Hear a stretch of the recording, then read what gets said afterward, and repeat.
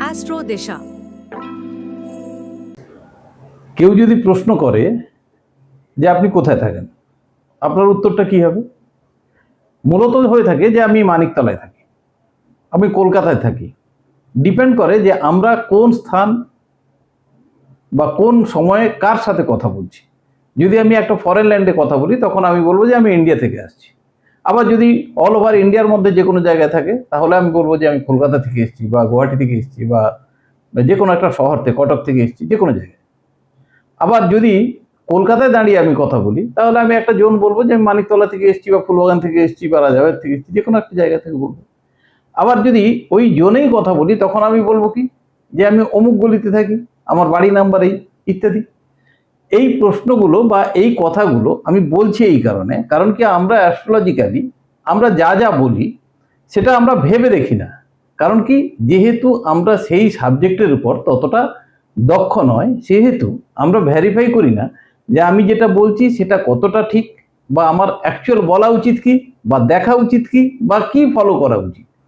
এই সেন্স যতদিন না আসবে ততদিন পর্যন্ত অসাধু ব্যবসায়ীরা তাদের ইনকাম বা উপার্জন চালিয়ে যেতে পারবে। আপনাকে ফার্স্টে জানতে হবে যে কোনটা আপনার জন্য উপযোগী, এবং কোনটা জানলে আপনি ঠকবেন না, এবং কোনটা জানলে আপনি সঠিকটা জানবেন। প্রতিকার বলে কিছু হয় না। যারা প্রতিকারের পেছনে অর্থ ব্যয় করছেন তাদের অর্থ আছে বলে ব্যয় করছেন, আর না হলে ঠকছেন। দুটোর একটা। কারণ কি, জীবন গড়ে তোলার সবচেয়ে বড় উপায় হলো আপনাকে যে সময় যেটা মেনটেন করা উচিত সেই মেনটেনটা যদি সঠিকভাবে করেন তাহলে আপনি পারবেন। তবুও বলবো, destination is fix, you can't change this. মানুষ তার ভাগ্য চেঞ্জ করতে পারে না, কিন্তু ভাগ্যকে আটকানো যায়। জ্যোতিষীরা বলে না যে এই পাথরটা পড়বেন, দিলে আপনার 10% কাজ করবে, কেউ বলে 90% কাজ করবে। এগুলো কি? এগুলো হলো ঢপবাজির চূড়ান্ত জিনিস। এসব চক্করে না গিয়ে জ্যোতিষটা খানিকটা জেনে নিন। যত টাকা, আপনি একবার চিন্তা করুন তো, কেউ কেউ আছেন 1 লাখ 2 লাখ টাকা দিয়ে পাথর কিনছেন। 1 লাখ 2 লাখ টাকা দিয়ে যদি 2 লাইনের জ্ঞান যদি আপনার মধ্যে থাকে তাহলে এই খরচাটা বেঁচে যাবে। যারা ব্যবসা করছেন তাদের এই টাকাটা উপার্জন করতে যে সময় যায় তার চেয়ে অনেক কম সময় যাবে 2 লাইন যদি আপনি জেনে যান অ্যাস্ট্রোলজিটা। আপনি জানা মানে আরো 10 জন জানবে। এই উপযোগিতা বা এই উপকারিতা সমাজে আনা বা সংসারের মধ্যে আনা বা মানুষের মধ্যে প্রচলন করা, এটাই মূল উদ্দেশ্য হলো অ্যাস্ট্রো দিশার। তো আজকে থাকুন সঙ্গে। আমি বিস্তারিত যাচ্ছি যে আমাদের কি বলা উচিত, কোনটা বলা উচিত, কোনটা জানা উচিত, কেন জানবো, ইত্যাদি ব্যাপারে। সঙ্গে থাকুন।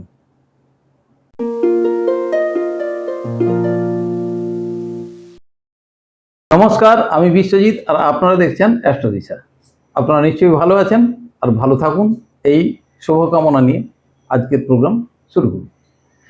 আমি বলেছি যে আমাদের নির্দিষ্ট প্রপার বা নির্দিষ্ট যেমন একটা অ্যাড্রেস দরকার হয় জীবনে, ঠিক তেমনি জ্ঞানেরও একটা নির্দিষ্ট জায়গা দরকার হয়। অর্থাৎ আমি ঠিক কতটা জানি, আমি ওপর থেকে হালকা মতো জানি, নাকি ডিপ নলেজ জানি, নাকি আরও গভীরে গিয়ে রিসার্চ করি।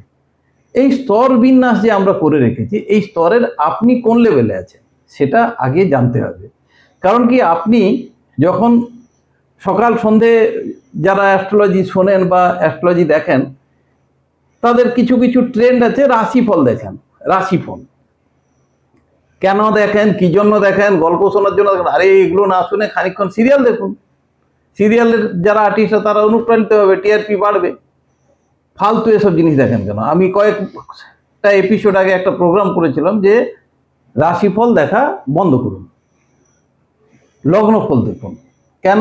তার যুক্তিও সেখানে দিয়েছিলাম যে আপনি যে সময় এই পৃথিবীতে ঢুকছেন সেই সময়টাই হলো আপনার লগ্ন। সেই সময়ের নিরিখেই আপনি আপনার ভাগ্য নিয়ে ঢুকছেন। আর একটা রাশি সে তো 2 ঘন্টা ধরে থাকে, একদিন হয়ে থাকে। রাশি কাকে বলে? তখন বলেছিলাম যে চন্দ্র যে নক্ষত্রে অবস্থান করেন সেটা হলো রাশি। চন্দ্র একদিন বা একদিন সামথিং অবস্থান করেন এক একটি নক্ষত্রে, সেই সময় যাবৎ ওই রাশি আপনার চলতে থাকবে। আর রাশিফল দেখবেন কি করে? রাশিফল তো সম্পূর্ণ ভ্রান্ত, ওটা তো জীবনে একবার দেখলেই হয়। কারণ কি, ওটা তো ক্যারেক্টারিস্টিক, অর্থাৎ আপনার মধ্যে যে মেটেরিয়ালসগুলো আছে বা যে চারিত্রিক বৈশিষ্ট্য আছে ওটা রাশি দেখে বোঝা যায়, নট রাশিফল। বলা হচ্ছে রাশিফল, বাট রাশি দেখে বোঝা যায়। এইবারে এই প্রসঙ্গে একটা কথা বল। আমরা মূলত 360 ডিগ্রি বৃত্তের মধ্যে সবাই বসবাস করছি। তার মধ্যে আমরা স্থূলভাবে 12টা ভাগ করেছি, প্রত্যেকটা ভাগ 30 ডিগ্রি করে। তাদের একটা নাম দিয়েছি, মেষ, বৃষ, মিথুন, কর্কট, সিংহ, কন্যা, তুলা, বৃশ্চিক, ধনু, মকর, কুম্ভ এবং মীন। তাহলে এক একটি ভাগ কত ডিগ্রি হচ্ছে? এক একটি ভাগ হচ্ছে 30 ডিগ্রি। এইবারে ভাবুন, আপনি মেষ রাশিতে জন্মগ্রহণ করেছেন, আপনি মেষের ভাগ্যফল দেখছেন, যদিও সেটা সম্পূর্ণ ভ্রান্ত। কারণ কি, রাশি নির্বাচন এই কারণে করা হয় যে সেইখান থেকে আপনার দশা অন্তর্দশা শুরু হয়, এবং দশা অন্তর্দশা, দশাপতি is the prime minister in our life, এর উপর একটা আমি অলরেডি প্রোগ্রাম করেছি, যদি না শুনে থাকেন শুনে নেবেন, উপকারে লাগবে। এইবারে প্রশ্ন হচ্ছে কি, যে আপনি মেষে আপনিও জন্মেছেন, আমিও জন্মেছি, আরো একজন জন্মেছি, 3জনকেই ধরলাম। ফল তো একটা, 3জনের কিন্তু মিলল না। যদিও কারো মিলবে না, তবুও 3জনের মিলল না। কেন মিলল না? এখানে একটা প্রশ্ন বলি, অনেকে বলতে পারেন যে আমার মিলে। তাহলে আমি আরো ভালোভাবে বলি, আপনি কিছু বোঝেন না, আপনি কিচ্ছু বোঝেন না। তার কারণ হচ্ছে কি, আপনাকে যদি বলি যে আপনার প্রচন্ড ভালো করার একটা ইচ্ছে ছিল, কিন্তু আপনি অন্যের ভুলের জন্য সেটি করতে পারলেন না, একটা মহান মহান ফিল হয় না? বেশ, এগুলো হলো সুরসুরি দেওয়া। এই মহান মহান ফিলিংস দিলে যে কোনো মানুষ সেখানে টলে যায়, টলে গিয়ে ভাবতে শুরু করে যে ওই মহানতা বা ওই বিশালতা বা ওই যে একটা বিশাল হৃদয়ের মানুষ আমি, আমার কাছে বাকি পৃথিবী সত্যি নতজানু হয়ে ক্ষমা ভিক্ষা চাওয়া উচিত। এই মহানতা আপনার নিজের কাছে রাখুন, এটা প্রত্যেকের মধ্যেই থাকে, নিজেকে ভালো ভাবতে। উল্টোটা ভাবুন, উল্টোটা ভাবুন, তবে গিয়ে শিখতে পারবেন, নইলে শিখতে পারবেন না। আমার ছেলেটি খুব ভালো, আমার মেয়েটি দারুণ, আমার জিনিসটি সবচেয়ে ভালো, এই চিন্তা যাদের মধ্যে আছে তাদের জন্য চিটিংবাজরাই ঠিক আছে। যাদের মধ্যে এই জিনিসটা নেই তারাই আমার চ্যানেল দেখবেন আর সাবস্ক্রাইব করবেন, শিখতে পারবেন। তো যাই হোক, সেটা হলো কি, যে আপনাকে কিছু গল্প এমন বলা হবে যে গল্পগুলো দেখে আপনার মনে হবে যে এগুলো সব ঠিক। অ্যাকচুয়ালি ওগুলো ক্যারেক্টারিস্টিক বলা হয়, ওটা ভাগ্য ফলের সাথে কিচ্ছু যায় আসে না। ট্রানজিটের যে রেজাল্ট হয় সেটা লগ্ন ফল দেখেই আপনাকে বিচার করতে হবে, এবং আপনার কি দশা চলছে, কি অন্তর্দশা চলছে, সেগুলো অবশ্যই আপনাকে জানতে হবে। কারণ কি, দশাপতির মুভমেন্টের উপর আপনি আপনার ভাগ্যটা দেখতে পারবেন, আদারওয়াইজ দেখতে পারবেন না। আমাদের আজকের যেটা বিষয় সেটাতে আসি, যে আমি মেষ লগ্নে মেষ রাশিতে জন্মগ্রহণ করলাম, আপনি আমি, মিলল না। একজনের মিলল, দুজনে মিলল না। কেন মিলল না? কারণ কি, ওখানে 3টি নক্ষত্র আছে, অশ্বিনী, ভরণী এবং কৃত্তিকা। অশ্বিনী নক্ষত্র 13 ডিগ্রি 20 মিনিট, ভরণী নক্ষত্র 13 ডিগ্রি 20 মিনিট, এবং কৃত্তিকা 3 ডিগ্রি 20 মিনিট। বাকি অংশটা চলে গেছে বৃষতে। তাহলে আপনাকে যদি সঠিকভাবে বলা যায় যে অশ্বিনী নক্ষত্রে যারা জন্মেছে তাদের এই জিনিসগুলো এই সময় হওয়া উচিত, বা ভরণীতে যারা আছে তাদের এই জিনিসগুলো হওয়া উচিত। অ্যাকচুয়ালি নক্ষত্র অনুসারে আপনার আমার পৃথিবীর সমস্ত প্রাণীর ক্যারেক্টারিস্টিক পাল্টায়। সেটাকে ট্র্যাডিশনালি এনারা বলেন যে রাশি অনুসারে, বাট ওটা ঘটনাটা হচ্ছে কি, নক্ষত্র অনুসারে। যে 27খানি নক্ষত্র আছে সেই নক্ষত্র অনুসারে প্রত্যেকের ক্যারেক্টারিস্টিক বদলাতে থাকে, এবং তাদের প্রত্যেকটা নক্ষত্রের পেছনে একটা পৌরাণিক কাহিনী আছে। মাইথোলজি এবং অ্যাস্ট্রোলজি একে অন্যের সাথে পিঠোপিঠি হয়ে থাকে। অর্থাৎ তখনকার দিনে সামাজিক পরিপন্থী বা সামাজিক পরিস্থিতির উপর হোক, বা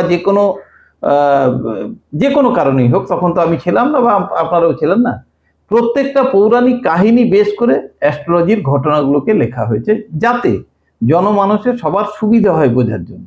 ফলে নক্ষত্র দেখা অতি অবশ্যই কর্তব্য, যদি আপনি অ্যাস্ট্রোলজি শিখতে চান বা জানতে চান বা বুঝতে চান, এমনকি নিজের ভাগ্যটাও সঠিকভাবে জানতে চান, তাহলে আপনাকে অতি অবশ্যই নক্ষত্র জানতে হবে। নক্ষত্রের আবার 4টে করে পাদ থাকে, এটা ট্র্যাডিশনাল অনুসারে বলছি। কিন্তু ট্র্যাডিশনের বাইরে যেটা কেপি অ্যাস্ট্রোলজিতে এক একটি নক্ষত্রকে প্রপোর্শনেট 9 ভাগ করে ভাগ করা হয়। সব ভাগগুলো সমান নয়, কিন্তু স্প্যান যার যেমন দশাকালের স্প্যান আছে সেই স্প্যান অনুসারে ভাগ করা হয়। ভাগ করে সেখানে যেটা নির্বাচিত করা হয় সেটা হলো কাসপাল সাবলর্ড বা প্ল্যানেটারি সাবলর্ড বা অ্যাস্ট্রোলজিক্যাল সাবলর্ড। এই সাবলর্ড টোটাল 257খানা আছে, 257। টোটাল 360 ডিগ্রিতে যে সাবলর্ড সিস্টেম আছে সেই সাবলর্ড সিস্টেমে 257টা সাবলর্ড আছে। এই 257খানা সাবলর্ড আপনার ভাগ্য নিয়ে চলে বেড়াচ্ছে বা আপনার চিন্তাকে ত্বরান্বিত করছে। আপনি যে মুহূর্তে যে ক্ষণে যে জিনিসটা চিন্তা করছেন তার জন্য দায়ী থাকে এই সাবলর্ড। এই সাবলর্ডগুলো অর্থাৎ এই 257 ভাগের এক ভাগ, এই এক ভাগই আপনাকে পরিচালিত করে। আপনি কি দেখছেন, কি বলছেন, কি শুনছেন, কি ভাবছেন, সমস্ত কিছু এই সাবলর্ডের খেলা। ট্রানজিটের সাপেক্ষে, ট্রানজিটের সাপেক্ষে বলতে কি, আজকে ধরুন প্রথম সাবলর্ড কেতু। এই কেতু আপনি একই রকম চিন্তা হবে তা নয়, আজকে যে চিন্তা হবে কালকে পাল্টে যাবে। কারণ কি, প্রতি সময়ে ট্রানজিটে কিন্তু সবাই পরিবর্তনশীল, ফলে সেটা পাল্টাতে থাকে। ফলে অ্যাস্ট্রোলজি যদি আপনি জানতে চান তাহলে আপনাকে সঠিকটা জানতে হবে। কৃষ্ণমূর্তি সিস্টেম ফলো করুন, ট্র্যাডিশনাল পড়ুন, যেদিকেই যান না কেন, বেসিক বেসিক তো একই, 9খানা প্ল্যানেট এবং 12খানা ঘর, এই নিয়েই চলতে থাকে জীবন। তো এর মধ্যে যখন আটকা পড়ে রয়েছে, আমরা সঠিকটা জানার জন্য চেষ্টা করুন। আর আমার কাজ হলো সঠিকটা বলা। অনেকেই অপ্রিয় বা অপছন্দ করেন, কমেন্টস বক্সে এসে কমেন্টসও করেন, তাতে আমি কিচ্ছু বলিও না, ভয়ও পাই না, আর আপনাদের অসম্মানিতও করি না। আপনি আপনার মতে চলুন, আমি আমার মতে চলি, অসুবিধার কিছু নেই। যাদের ভালো লাগবে, সত্যিকারের অ্যাস্ট্রোলজি জানার জন্য উৎসাহিত থাকবেন বা ইচ্ছে থাকবে, আপনারা চ্যানেলটা সাবস্ক্রাইব করে রাখবেন। আমি এরপর শুরু করব বেশ একটু গ্যাপে, মানে মাঝখানে গ্যাপে।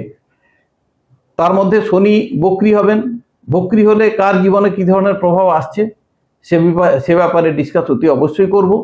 এবং যেটা রয়েছে সেটা হলো এই যে নক্ষত্র, প্রত্যেকটি নক্ষত্রের কাহিনী আছে, পৌরাণিক কাহিনী আছে, তার কার্যকারিতা আছে, মানুষের জীবনে সে কী কী ফল দিতে পারে, নট অনলি বেসিক ক্যারেক্টার, কোন ভাবে থাকলে সে কী ফল দেবে, এবং কোন ভাবের অধিপতি গ্রহ যদি তার সাথে যুক্ত থাকে সে কী ধরনের ফল দেবে, ইত্যাদি সম্পূর্ণ ডিটেলসে ডিসকাস অতি অবশ্যই করব।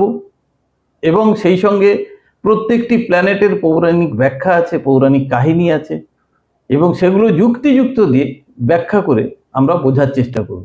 এই সমস্ত কাজ রয়েছে সামনের দিকে। আপনাদের যদি ভালো লাগে আপনারা সাবস্ক্রাইব করে রাখবেন অতি অবশ্যই, তাহলে অনেক বেশি উৎসাহিত হব এবং অনুপ্রাণিত হব। ভালো থাকবেন, আজ এই পর্যন্ত, নমস্কার।